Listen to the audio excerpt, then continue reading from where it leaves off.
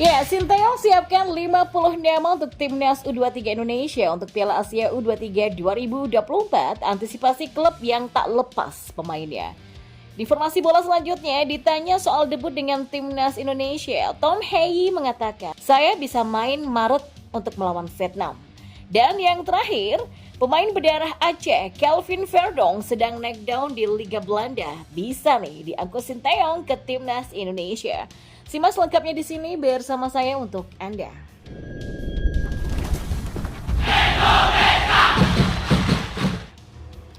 Ya, asisten Timnas U23 Indonesia Nova Arianto mengungkapkan Sinteyong telah menyiapkan 50 nama untuk Piala Asia U23 2024. Hal ini dilakukan sebagai upaya untuk mengantisipasi klub yang tidak melepas pemainnya karena turnamen tersebut tidak masuk kalender FIFA. Sebelumnya, 3 klub Liga 1 yakni Persija Jakarta, Borneo FC, dan PSS Sleman menyatakan keberatan melepas pemainnya ke Timnas U23 Indonesia karena waktu persiapan dan turnamennya berbenturan dengan jadwal pertandingan Liga.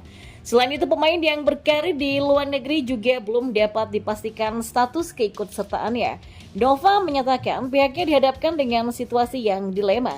Adanya sejumlah klub yang enggan melepas pemain ke Timnas U23 menjadi pertimbangannya untuk menyiapkan banyak daftar pemain. Namun, di sisi lain dengan waktu persiapan yang singkat, maka akan sulit jika memanggil nama-nama baru untuk bertanding. Ya, kalau pemilihan pemain sudah kami petakan. Ada 50 pemain yang kami persiapkan di U23 dan itu terlepas dari pemain yang biasa dipanggil Coach Sinteyong. Ya, dengan waktu yang ada kami nggak bisa ya untuk leluasa memanggil pemain baru karena harus ada proses adaptasi lagi. Dan itu akan kami lihat siapa yang akan dibawa ke pemusatan latihan, termasuk yang lagi rame, klub tidak melepas pemain. Ini akan kami lihat situasinya seperti apa, kata Nova. Timnas U23 Indonesia akan memulai persiapan Piala Asia U23 2024 dengan mengadakan pemusatan latihan di Dubai, Uni Emirat Arab pada 31 Maret nanti. Skuad Garuda tergabung di grup A bersama Qatar, Yordania, dan juga Australia. Mereka bakal memulai kiprahnya dalam ajang 2 tahunan itu dengan menghadapi Qatar pada 15 April. Nova mengungkapkan saat ini PSSI telah menjalin komunikasi dengan seluruh klub termasuk yang berada di luar negeri. Maka dengan Sinteyong yang menargetkan lolos ke semifinal, dia berharap semua pemain terbaik bisa memperkuat Timnas U23 Indonesia. Sejauh ini komunikasi sudah dilakukan PSSI. Semua kita lakukan komunikasi dan kita harapkan ya semua pemain bisa tampil di turnamen, ujarnya.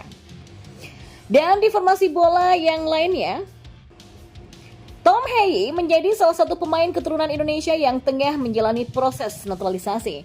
Pesepak bola yang menjadi rekan satu klub Nathan Choa Ondi SC Rinvin ini diharapkan fans Timnas Indonesia agar segera bisa membela skuad Garuda. Sodi Bagus selaku jurnalis Kumparan.com baru saja melakukan wawancara dengan Tom. Dalam wawancara tersebut, Tom menjelaskan soal peluang debutnya dengan Timnas Indonesia ketika melawan Vietnam pada bulan Maret nanti. PSSI berusaha menyelesaikan proses naturalisasi tepat waktu ya. Jadi saya bisa main Maret melawan Vietnam. Saya ini kan terus berkomunikasi dan kadang bertanya. Saya tahu mereka berusaha dan itulah yang bisa kami lakukan sekarang, ujar Tom. Ya, belum ada tanggal resmi mengenai kapan proses naturalisasi Tom akan selesai dan kapan tanggal Tom harus ke Indonesia untuk melakukan sumpah warga negara Indonesia. Akan tetapi yang jelas pihak PSSI terus mengupayakan agar proses naturalisasi Tom Hei bisa segera rampung. Saya harus sedikit bersabar dan juga menunggu konfirmasi. Saya harap ya semuanya tepat waktu karena saya siap berkontribusi untuk tujuan yang sama. Dan ya masih belum ada kepastian kapan harus ke Indonesia, tapi saya harus tunggu konfirmasinya, semoga secepatnya, kata Tom.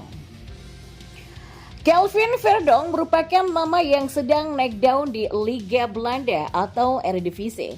Namanya bisa dipantau Sinteyong yang mengatakan ingin terbang ke Belanda untuk mencari pemain keturunan.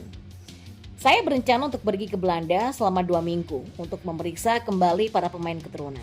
Para pemain ini kan bukan pemain campuran ya, tapi pemain berdarah Indonesia. Kita harus lebih aktif memanfaatkan para pemain ini, kata Sinteyong. Nah, ketika ke Belanda, pelatih asal Korea Selatan ini bisa memantau sosok Kelvin Verdong sebab dirinya sedang naik di Liga Belanda pada musim ini. Kelvin saat ini berkarir di NEC Nijmegen dan sudah menjadi pemain reguler. Menukil dari data transfer market, dirinya sudah bermain dalam 23 Eredivisie pertandingan dengan sumbangan 2 gol dan 2 assist. Ya, Kelvin Verdong masih berusia cukup muda, yakni masih berusia 26 tahun. Bukan hanya itu, yang merupakan pemain berposisi back yang serba bisa.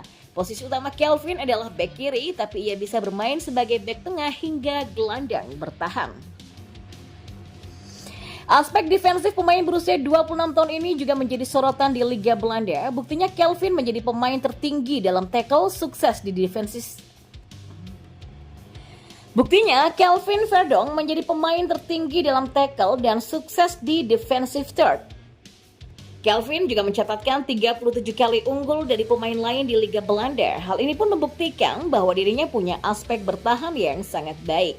Bahkan belum lama ini, pemain yang lahir di Dordrecht, Belanda masuk dalam Team of the Week Eredivisie. Nama Kelvin Verdong bersanding dengan calon gelandang timnas Indonesia Tom Haye. Dan melihat namanya yang sedang naik daun dan punya statistik apik, Kelvin Verdong layak untuk dinaturalisasi.